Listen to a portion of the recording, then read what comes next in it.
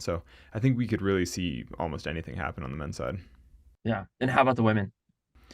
On the women's side, it feels uh, maybe a little bit less wide open. This is Climbing Gold.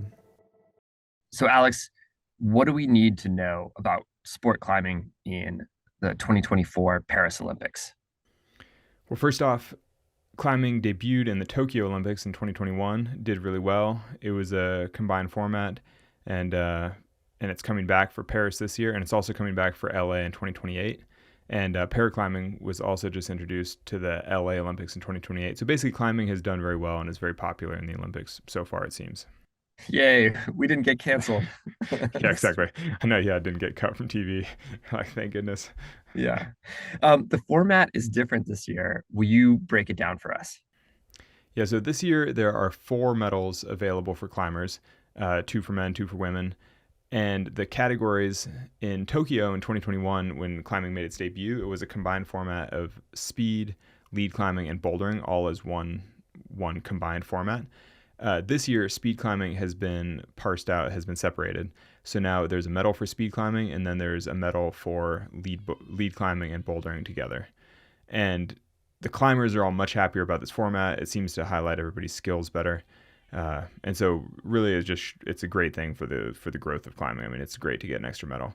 And presumably in LA there's the possibility of it being further separated and having 3 medals. Mhm. Yeah, you sort of talked about that the competitors are happy. Why is this sort of a big improvement, even just for the competition itself? Well, basically, it means that the competitors can better play to their strengths. And so the speed climbers are focused strictly on speed. They're specialists. That's what they do. And so it means that we're going to see better performances from the speed climbers. It also means that the lead and bouldering specialists haven't had to spend any of their time learning how to speed climb. And so they're performing even better at what they do. And so it basically just means we get to see people climbing at their best in the discipline that they prefer. Yeah. Yeah, because I think in the last format where people had to do all three disciplines, did you have a situation where somebody who typically would have like run, if it were track, it'd be like taking someone who ran the mile and making them run the 100-meter dash? Is that kind of what happened last time? Yeah, that's a pretty fair way to look at it. Though it might even be more of a physiological stretch in a way between speed climbing and also just skills wise. Speed climbing is a very different skill from what the competitors need for lead climbing and bouldering. Even though it all lumps together as climbing, it's like they're doing very very different things. And so a lot of the lead climbing and bouldering specialists really had to devote a significant amount of time and energy to learning how to speed climb, and realistically that doesn't help their climbing that much. And so this year people have been able to devote all their energy to their preferred styles, and so we're going to see people perform at their absolute best. In the speed climbing category, does it seem like we're going to see some records fall? Yeah, I mean, this year the speed climbing, because speed climbing has its own medal this year, we're seeing the 14 best men and women in the world each competing. uh, the world record holders are each competing. uh, it's like basically the standard of competition is much much higher, and we're going to see greatness. I mean, a lot of these speed competitors have run tens of thousands of laps on the speed route, so they know the route. I mean, it's just incredible. It's like they've literally devoted their lives to doing this one thing really really well, and so we're going to see them do it very well. How does speed climbing work? Because it's not just the best time, right? Well, speed climbing is kind of the best time, but it's a head to head. It's like a dual format, and so technically you're racing the person next to you. Um, yeah, so I guess the time doesn't really matter. You just have to get through the different stages. So you go through the qualifying semis and then finals, and you're basically racing the person next to you. And there's a penalty if you false start, and if you fall off, obviously, then your time doesn't count. And so there is a bit of variability in that. Sometimes people slip and then still manage to recover and still make it to the top. And so there is some. And actually, in interviewing the speed climbers, it's interesting how much tactic there is around like when you go your hardest, when you don't go your hardest. I mean, because everybody knows the times that they're each capable of, and so you have a sense of what your competitor is capable of doing. So sometimes that means that you maybe hold back a little bit to save it for the finals, or maybe you just go balls to the wall every single time. It's just, yeah, it's interesting. Speed climbing is its own crazy crazy thing. Yeah. It's also the fastest event in the Olympics. What are the current world record holders right now? Yeah, so the current world record for men is 4.85 seconds, held by Sam Watson. And for women, Alexandra Miroslav holds the women's record at 6.2 seconds.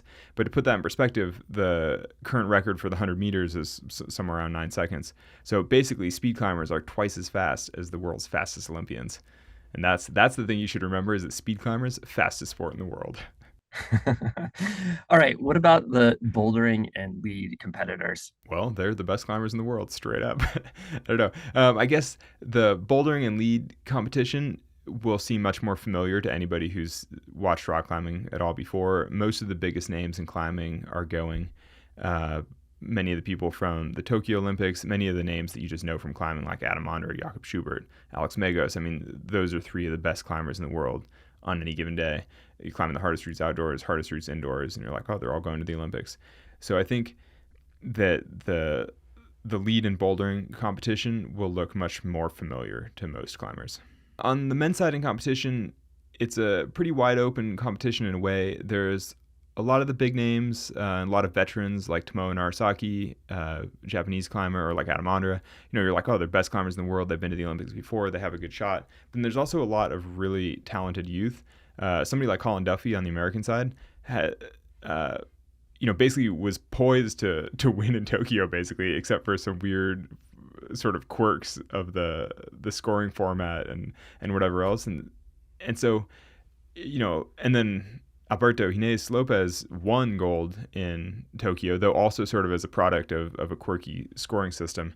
But he's been peaking and looks totally on form.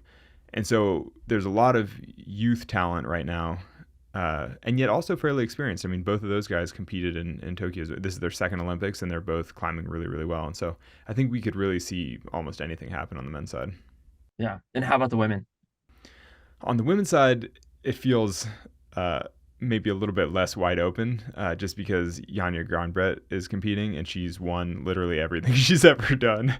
And so, she won the gold medal in Tokyo and she's won everything ever since. And so if she didn't win, it would be surprising. But there are a handful of women who have, who can at least, push her on their best days. And so you have Natalia Grossman or Brooke Rabbitou on the American side, who both, have a shot at doing well. We have Miho Nanaka from Japan, who's veteran competitor, could do well, got silver in Tokyo. But realistically, I think Janja is the big favorite for the women's side.